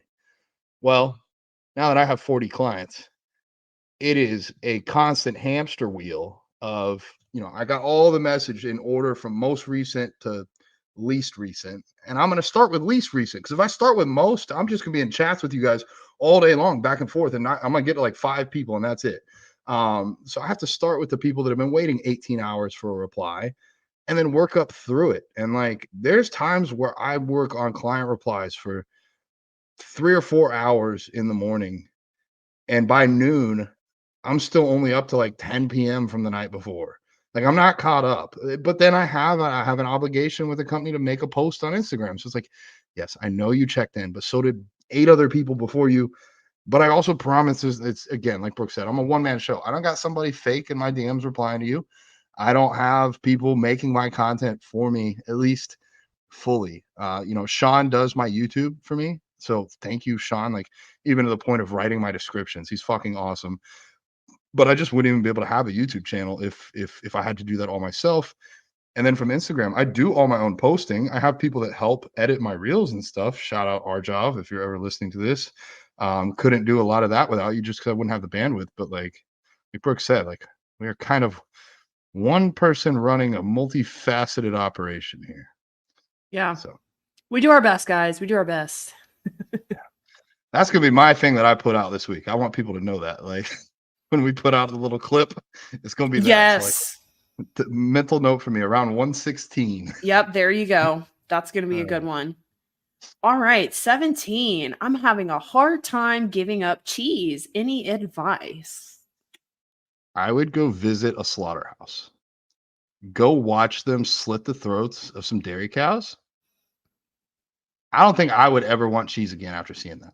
Back when I was vegetarian, if I got to go watch that happen, that probably would have been a quick fix for me. So, a kinder way of me saying that is, what's your why? Why are you trying to give up cheese? Do you at least care or respect or love animals?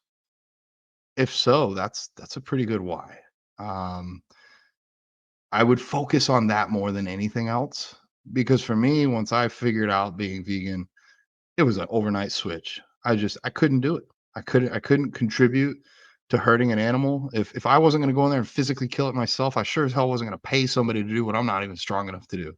So, um, find your why, but then there's so many. Oh my god, you were living in a golden age of vegan cheese. Brooke probably has some brands that she could share. I don't like go out to get stuff like this that often, but the restaurants I go to always have good options.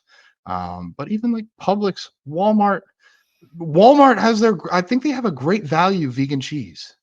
Hmm. And it's probably just because there's so many lactose intolerant people out there. It might not be the best, but if you're strapped for cash, go to Walmart. Trader Joe's has theirs.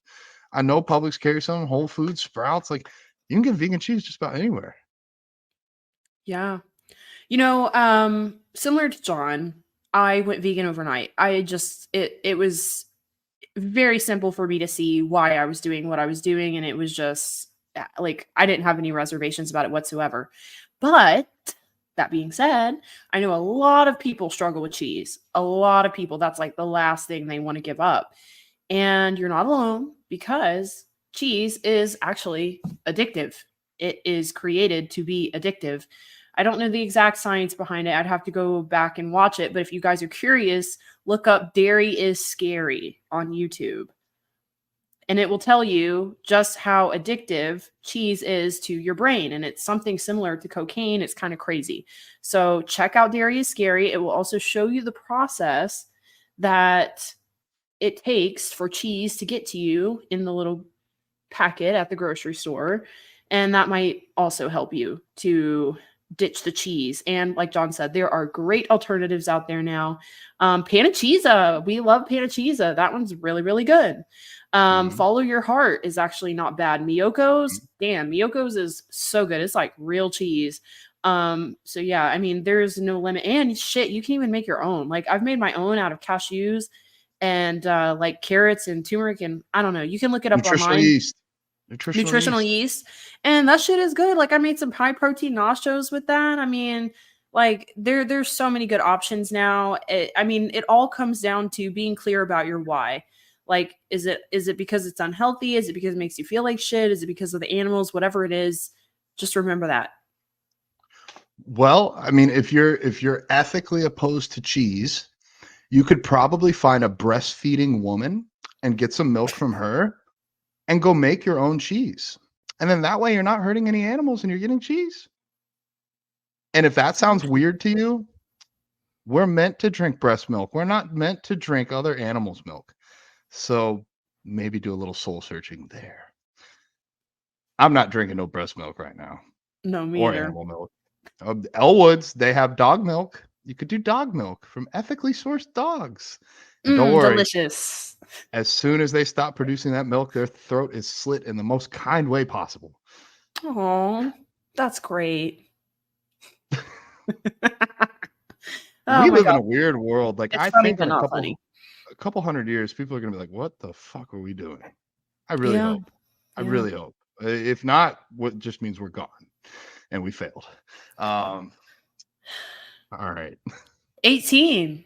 Why did you start competing? I'm competitive. I wrestled in high school. I used to play soccer before that. I fell in love with lifting and more so with bodybuilding around like 15 years old. By the time I turned 20, I realized like, oh, I probably could compete. Um, and it would be kind of fun to like put this to the test. I do think that I already like, kind of had the vegan chip on my shoulder. Like I want to show that like a vegan can do well on stage. But I did want to just have like a competitive aspect to something that had always been a hobby for me. Um, for me, this question is okay. I would say the better question for me is why do you still compete?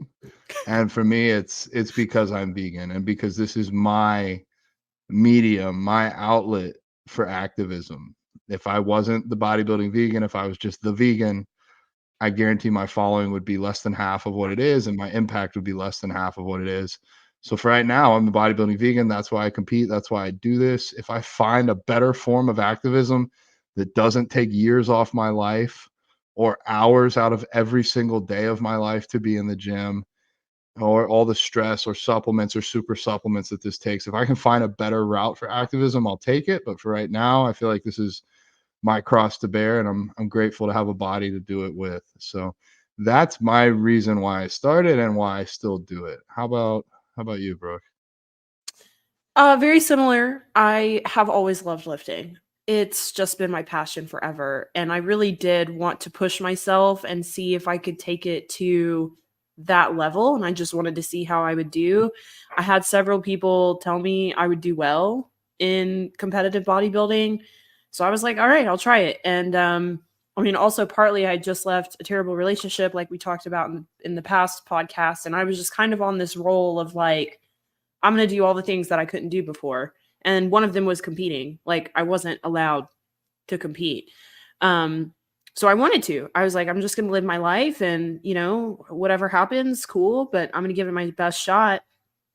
And yeah, also I was already vegan, so I did kind of want to show at least to the people around me, like especially in my gym, there was like a little bit of criticism there about me being vegan, so I just kind of wanted to prove that I could do it and make it to the stage and keep all my muscle and not look like a string bean up there. So yeah, and I love it. It was a lot of fun. I mean, it's just it's fun. I love pushing myself. I like a challenge. Yeah, I don't blame you. And it's funny how you were told you weren't allowed to compete, just like I was told a vegan can't build muscle, and it's like when somebody tells you you can't, it's almost like a challenge. It's like, oh, Totally. can't I? when I used Totally. when I used to work at the jail, and I would tell somebody, all right, you're gonna turn around and put your hands behind your back. They'd say, no, I'm not. And I'm like, oh, we're about to find out. You're about to duck around and find out. That was kind of like, okay, game on. I don't miss those days. No. I wouldn't either. Yeah, that does not sound fun. I mean, no. It was maybe, I mean, this sounds a little weird, but a little empowering to like know that I I could do what I needed to do to take care of myself. I mean, there's always a little bit of fear. Like anybody could show up there, like the best MMA fighter in the world could just happen to get booked in for a DUI or something, and then they kick my ass. But usually I handled myself pretty well. I was fair. I felt like I didn't want shit to ever come back on me. So I followed every rule in the rule book, the stupid ones and the serious ones. And then that way, if there was ever an allegation that I did something wrong, everybody knew me and they're like, this guy follows every stupid rule. Like, I know he didn't do that. So, yeah, past life. So different. I was vegan there. I was the only vegan. I was probably the only vegan in the whole damn jail. But Yeah. yeah. Um, 19. What do I do if I'm in a deficit but not losing weight? Mm. I have a million answers here. I know there's a lot of things you could say. I mean, I think first of all, make sure you're actually in a deficit. Are you tracking? Make sure you're tracking your food. Make sure you're accurately tracking your food.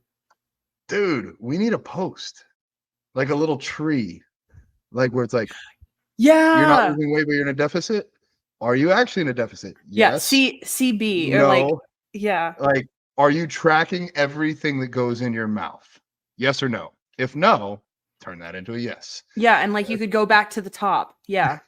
We need one of those because like there's so many things. So most people, the easiest thing here is you're probably not in a deficit, or you are. And if you're in a deficit and you're not losing weight, is your protein high?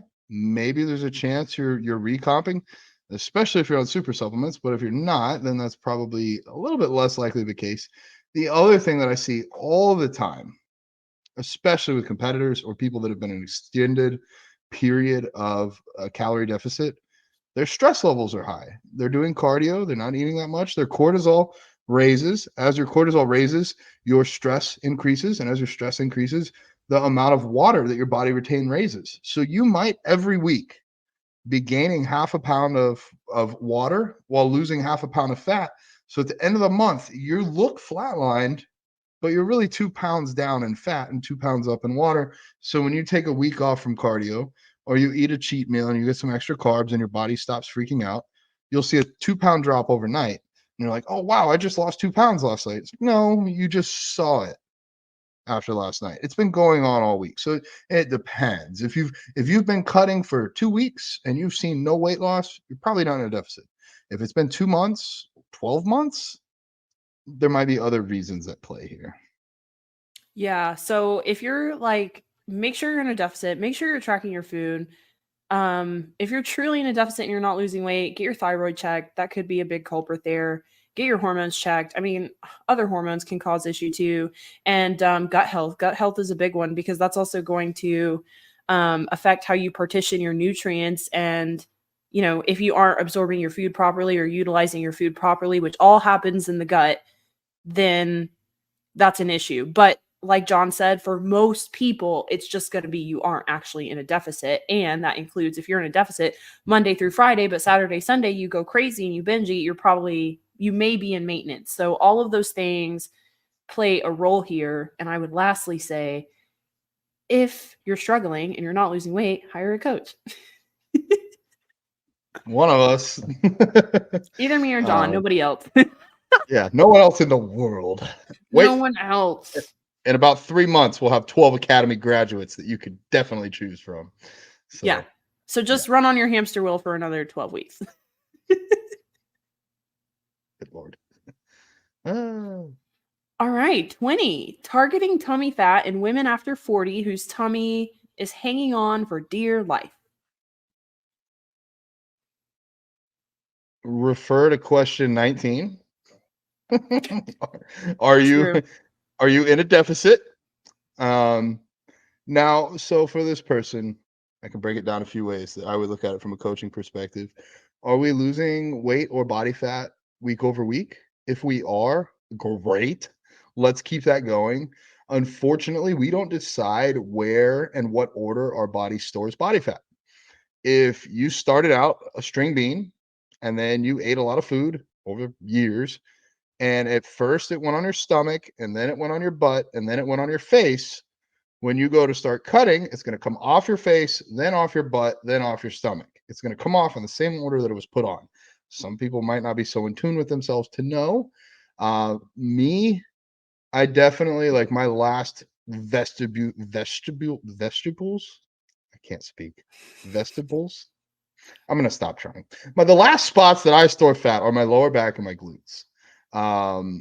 My quads are so big that like fat just doesn't even really appear there, even though it probably is. So like I'll have veins in my quads, and my quads will be big all the time and like relatively lean. I'll have striated quads way before I have abs, even. So for me, like I just kind of know where stuff is. If you've not been that lean or not paid attention, you might not know. But back to the whole point, keep taking fat off. It will eventually come off your stomach, I promise. And then if you want to get into adding supplements, Yohimbine HCl is a great supplement. Reach out to either me or Brooke for dosing based on your weight and your experience levels, but usually somewhere between, for a woman, 2.5 to 5 milligrams up to maybe 15 towards the top end. I got some competitors at that range. And Yohimbine HCl encourages your body to use up stored, usually like belly fat, as an energy source, because it basically goes against what your body has ingrained, that this is stomach fat. This is really important for me to keep. I might starve. I can't let go of it. You're basically telling your body it's okay. You're not going to starve. You can use that for energy today. And that will target your belly fat a little bit faster, but it's not going to be like make or break. It's not going to be overnight. It's just going to make you 10-15% better. So I got really long-winded there, but that would be my assessment. Yeah, diet over everything. I mean, you can't technically target belly fat. Spot reduction is a myth, but the best thing you can do is stay on top of your diet, keep moving your body, build muscle, and give it time. Unfortunately, it's just a patience game. Yeah. You didn't get there overnight. It ain't coming off overnight. If it comes off overnight, something's wrong. Something's wrong. Yeah, majorly. Nothing good happens fast in the sport of bodybuilding, or really like in like health and wellness. It's more about a process, building those healthy habits. So yeah, give it a little time. Check, like Brooke said, if it's been a while and nothing's working, check your hormones, work with a coach. 21. Can you elaborate on rep count, speed, and rest between sets. They gave no parameters on what they're doing. I know it's a lot there. So there could be a lot of ways we could. I'll let you take the first stab, and I'll throw anything else I can on top. Rep count is going to range quite a bit.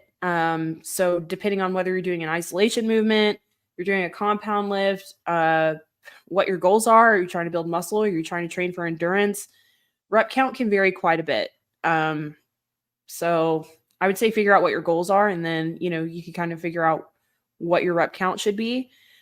Speed is a good one to bring up, because I do think a lot of people go through their movements too fast, and there is a lot to be said for time under tension. And truly it's a lot more effective. And a lot of bodybuilders, like I know like Jay Cutler, for example, always talks about how it was less about, now, I mean, relatively he lifted heavy, but it was less about the weight he did and more so like the time under tension and actually feeling the movement. So many people just like ego lift and go crazy in their movements, and they're not even really utilizing the muscle, and they lose that mind muscle connection. So I do think it's important to have awareness of how fast you're going in a movement, and make sure that it's controlled. Like you should be like, as just as, I don't know, I'm trying to think of a good example, like a specific exercise, but you should be able to put the weight down just as controlled as you pick the weight up, or release the weight if it's like a lat pull down or something. And rest between sets, that can vary a lot too. I mean, if it's a really heavy compound lift, anywhere from like 2 to 3 minutes. Powerlifters do even more sometimes. You see all those memes of them like pulling out their fold out chairs in the gym and then just sitting and resting between sets. And if you're doing a more, bodybuilding type style workout, if you're in a cut, you could do 60 seconds, 90 seconds, depending on what the movement is. So yeah, there's a lot of variability there. Yeah. Running What do through you one want to more throw in? time. Assuming hypertrophy is the goal, you want to build muscle or just be fit. Rep count, any of my clients, is going to be between 6 and 30. Probably never be over 30, never be under 6. You don't need to go do a 1 rep max on your bench to find out how strong you are. There was an old saying that they used to tell me in high school: you can either test your strength or build your strength. When you're doing a 1 rep max, you're just testing. You're doing it for your ego, or you're a competitive powerlifter and you know what the fuck you're doing and you're not listening to this podcast. That's basically where we're at. If you're asking us questions, you're not at that point yet. I'm not even at that point. Powerlifting scares me. Trying to do a 1 rep max, that scares me. That's a lot of weight. As far as the speed, a few different aspects there. Anybody listening to this, if you're not already majorly thinking about it, slow down your negatives. That's where we build more muscle. We build more muscle in the negative portion of the movement. It makes sense. Our bodies are stronger there. If you could military press up more weight than you can control down, then prehistoric cavemen probably would have all killed themselves by pushing up a stone and then dropping on their head and dying. So, like, it makes sense. So what you do is, what I would recommend for military press, make your eccentric, the part, or no, concentric, sorry, I'm trying to use fancy words. When you're pushing the weight up, when you're doing the hard part of the movement, make that as fast and explosive while still being controlled as possible. And then slow down that negative and try and keep that muscle group that you're targeting in play. I listen to Justin Mahaley. He does his own podcast, the Grow or Die podcast. What he says is have control throughout the entire range of movement. That if somebody was there in the gym and said, reverse, that you could safely reverse the range of motion. So if you're pushing up and he says reverse, well, you're not like throwing the weight up in the air to where you can't reverse. Or if you're coming back down, you're not coming down so fast that if in the middle of that rep he said reverse and you had to push back up, that you couldn't do it. So that's one way to think about rep speed. And then rest between sets. I've done a lot of research into this. I got some own anecdotal experience. Based on the research, it sounds like the more rest, the better. The only reason we don't take 10 minutes of rest in between sets, or the only two reasons, one is nobody has 4 to 6 hours to spend in the gym a day. And if you do, go do something else with your life. Go for 2 hours and then donate and volunteer the other 4. Like, do something more important. Outside of that injury, if you do a really hard set and then you sit down for 10 minutes, you're going to be approaching the next set cold. and more likely to get injured. But I'll tell you what, I'm going today. If my hip allows it, I'm gonna be doing some heavy ass pendulum squats. I only got 2 sets on there. I got my top set and a back off set. After that top set of like 10 reps, you bet your sweet biscuits I'm gonna go sit down somewhere for 5. Well, I don't sit down on like this. I'm gonna go walk around somewhere for at least 5 minutes to get ready to go kill myself on that second set. Because if I went back after 2 minutes, I'm probably leaving 2 or 3 reps off the table that I could have gotten. Granted, I'm a relatively advanced lifter and I know how to push myself really hard and I know how much rest I need. If you're doing 3 sets of 10 reps, you don't need 5 minutes of rest between because you're not even pushing yourself that hard. If you're getting 10 on every single set, you're clearly not going to failure on the first 2 sets, or you would have done something less than 10 on the subsequent sets. Anyways, I digress. I'm getting long-winded here. That was good. Yeah. Thank you. That was good. That was a way to make the question be specific. That is one thing about taking Q&As is like you just get, you know, like some of these weren't even questions. Yeah. Well, that one, like if that was a power lifter, everything I just said is kind of out the window. Right. Context. Yeah. Context Yeah. is a big part here. And I guess sometimes people forget that we don't know their goals. So yeah. Yeah. I think it's good though, because we answer in a wide enough range that it probably helps the person that asked, but there's Right. probably 100 people listening to this that didn't ask any questions that are learning something good here. So Yeah, for sure. that's my whole goal with this. Maybe feeling 22, Taylor Swift. And then we call it, because there's no way in hell we're getting through 4 years. Like Yeah, we there's could no way. rapid fire, but we could just have a part 2. I think we should do a part 2 because we're about halfway through. So that would be great. Okay. Yeah. Yeah. All right. Taylor The Swift, classic. feeling 22. It's a classic. It's a vegan classic, guys. Never been asked this before in my entire life. I'm so Gosh. blown away that somebody asked this. What are some of your best protein sources? Well, actually, you know what? If we didn't cover it, somebody else is going to ask, and now we can say, "Hey, go listen to Vegans Who Lift Q&A number 1," and then they're going to have to listen through all hour and 42 minutes of this to get their answer. So we'll get some solid listens. But cheat note. At least for me, I don't know for Brooke, I don't know if it is still for you or not, but I have pinned on my page Brooke and I's top 7 vegan protein sources. So I plan on leaving that there because the number of times I'm out and about and don't have time to go into in depth, I'll just hand somebody my card and be like, check out my Instagram. It's the pinned post. It's literally right there. And it covers all of our protein options. But I'll let you go first. What's your Sean said part 2, electric boogaloo. But Brooke, let's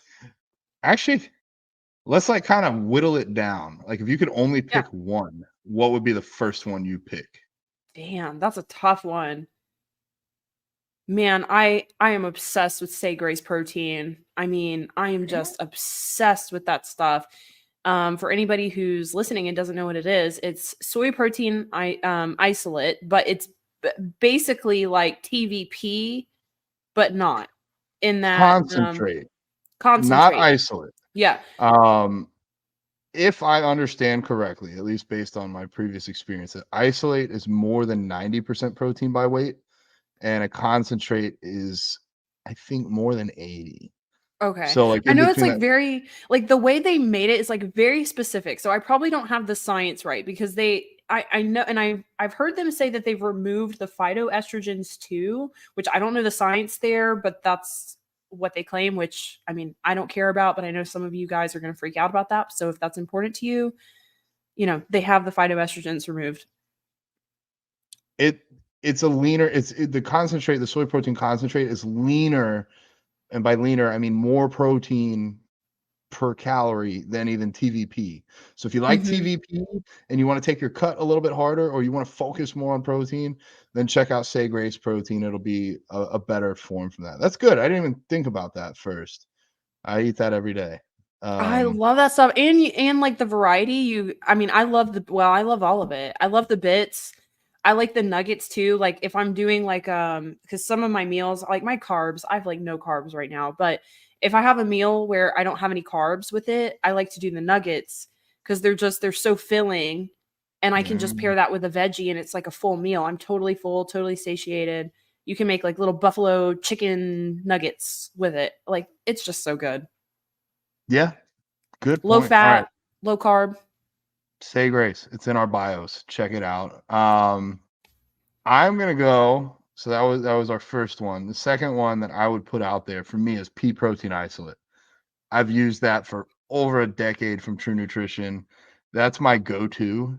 The reason I like it, I guess you could get unflavored and like bake with it or put it in like chili. I did that once. I made chili that was too watery and I put some pea protein isolate in there. So Hmm. that was like Was it super actually easy good? way to, yeah, it just thickened it up because there was like no flavor. It would almost be like adding a little bit of flour.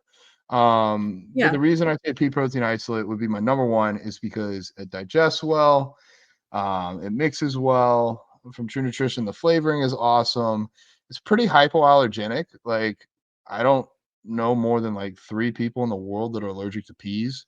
Um, so there's probably more, but like compared to soy allergies or gluten allergies or milk allergies, it's just awesome. So pea protein isolate would be the one I would say first. That'll be our second one. I'll let Brooke take the third one. Mm. I love seitan. I absolutely love seitan. I've been adding it back in lately. I mean, I like making it from home. That's my favorite way to do it. And I know you mostly make yours at home too, just because you can really control the flavoring. Like Upton's Naturals. Have you tried theirs? Mm-mm. No, okay. So they're mostly at Publix, I think, and maybe Whole Foods. Theirs is good, but it doesn't have a lot of flavor. So I like making my own at home, and seitan is just such a good source, and you can control for the carbs, the fat ratio, which is really good too. And if you have nutritional yeast in it, it definitely is a really good source of protein because you've got all those amino acids. So I love seitan. I like can't get sick of it ever. Next time we're in Orlando, I'm going to take you to the Kind Cleaver. The Kind Cleaver.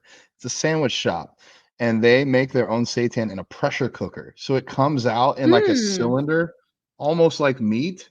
And yeah, Sean said it's really good. Thank you, Sean. He encouraged me to try it. And oh my God, best seitan I've had in my life. And they layer up these sandwiches. I think they said there's like 70 grams of protein on each sandwich. It's a big sandwich. Damn. Oh my Um, gosh. Yeah, we've got to go there.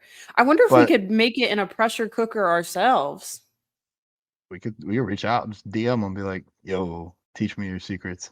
But yeah, Hmm. Kind Cleaver, check them out if you guys are in the Orlando area. Highly recommend. Probably one of the best sandwiches of my life. Seitan's great. It's very high in protein. Again, there's not a whole lot of fat or carbs paired with it. You can flavor it however you want. Only problem is if you have a gluten intolerance or a gluten allergy or sensitivity, seitan wouldn't be a great option for you. So then, if that's you, what I'm gonna go to number 4 is TVP. A little bit more carbs than your Say Grace, but still, it's a soy-based protein option. So you're going to get a great amino acid profile. What I love about it, it's so easy.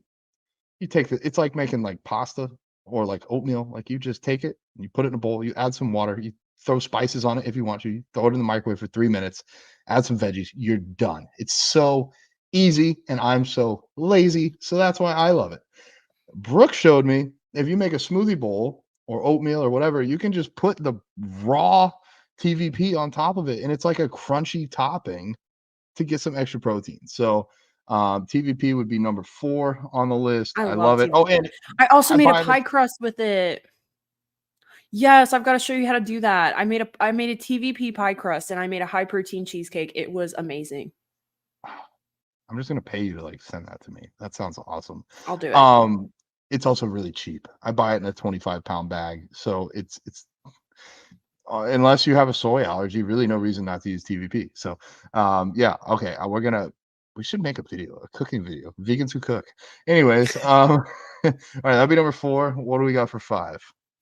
Okay, so for 5, I'm going to say it's kind of like pea protein isolate and kind of like TVP. If pea protein isolate and TVP had a baby, it would be Plant Boss, which is I don't know exactly what the main ingredients are.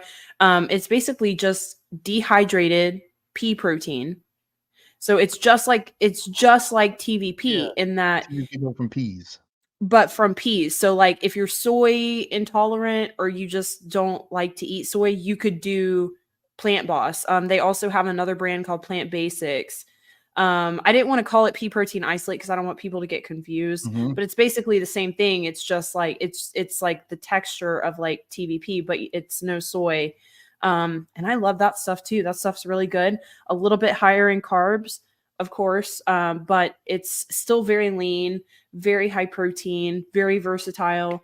I like to make little taco bowls and stuff with it. It's so good. Awesome. Yeah, Plant Boss. I'm glad that you mentioned it that way because I wouldn't have even known what you were speaking about. And now they can Google it and go find it for themselves. Yeah. Um, so that was 1, 2, 3, 4, 5, 6. I'm gonna do a three-way tie because we haven't mentioned it yet. I don't know how we get this far because this is what everybody thinks of when they think of vegan protein: tofu, Yay! tempeh, edamame. They're all made from soybeans. Tofu is made from like they blend it and then ferment it, I believe, or cook it. Tempeh is fermented. I like to think of tempeh as like a black bean burger, but made out of soybeans. That's basically kind of what it's like. And then you have edamame, the actual form. Any of those are a complete whole source of protein. They're going to have fiber with them. They're going to have calcium. They are going to be higher in fat though. So if you're going to cut, this is fine. It won't be paired with a lot of carbs, but just watch your fats here. Usually it's actually about 2 grams of protein for every gram of fat. So if you get like 15 grams of fat, you're getting about 30 grams of protein, which isn't bad. So I recommend that unless you have an allergy. Otherwise, it's a great source of protein and pretty cost affordable. So that was, dang, I just counted. That was 6. 6. Yeah. Okay, 7. 7. Do we have a 7? Trying to think of a 7. Man, can't think of a 7. I can give a few. We could call this one fun proteins. Hmm. Green bites.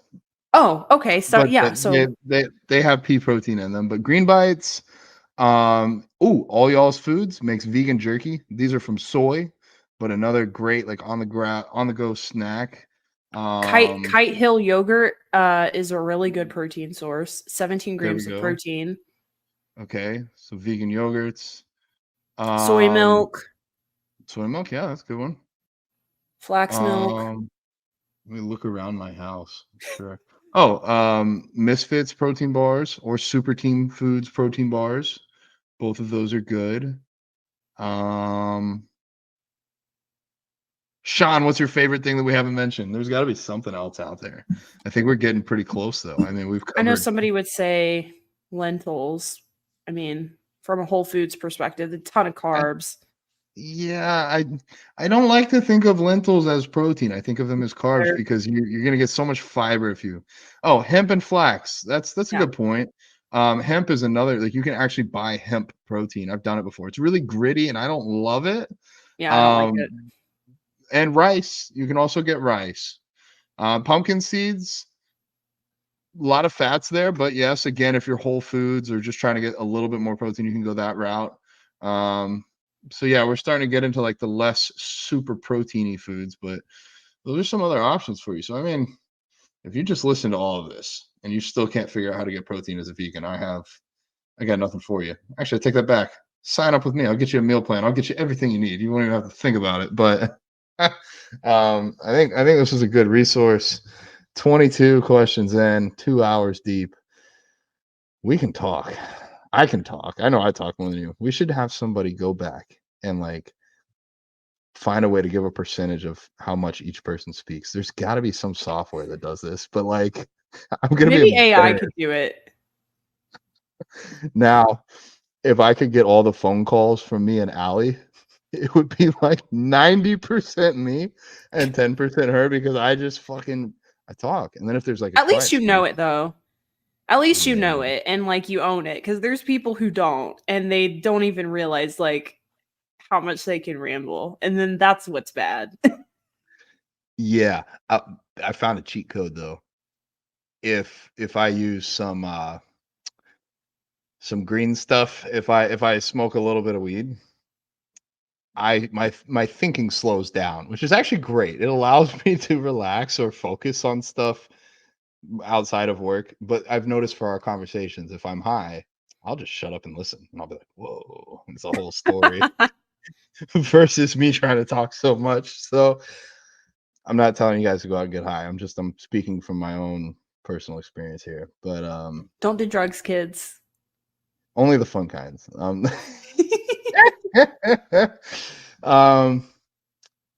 Actually, I mean, if appetite's an issue, Yeah. weed can't help. And sleep, Sleep, yeah. anxiety, All the lots of things that stuff. yeah. I can't do it during the day. I mean, if we did a high podcast, which would be funny, it'd be funny for me. It'd be shitty for everybody. I know. I was just like, I don't even know what I would expect of myself. I don't know. I feel like I don't know if I'm chatty or I don't know.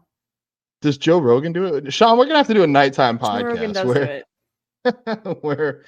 where I can be clocked out for the rest of the day, and I don't know. We can see. Probably go way left field. Yeah, I was trying to tell Today's Royce. podcast is just random shit.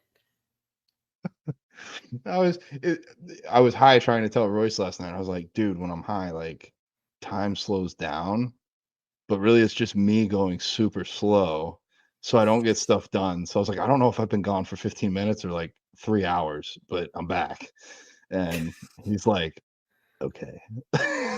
Dude, I say that all the time. I know there was one time I got super stoned and I was driving to Sprouts to get some groceries, and it was only 20 minutes away, but it was like 10 minutes in. I look at my GPS and I'm like, holy shit, did I take a wrong turn or something? It felt like it's been an hour and it had only been 10 minutes. And I was like, oh my God, like what is happening? It's kind of trippy. It's like the stair climber. You get on that bitch for half an hour and you Oh, look down, you've been on for 2.5 minutes, and you're like, what? FML. Yeah, totally. All Those right. days are over for me. What do we got for the outro here? Because I feel like we're at my limit. Well, thanks everyone who submitted questions. These were great Yeah. questions, and even the weird questions we didn't use. Thank you. Wait, there were weird ones? just people being weird. Yeah, I had people who would just message me like weird stuff. I want to know the weird. Well, they weren't Oh my really questions. They were just like, I like your eyebrows. That kind of stuff, which is not a They could have been talking about me.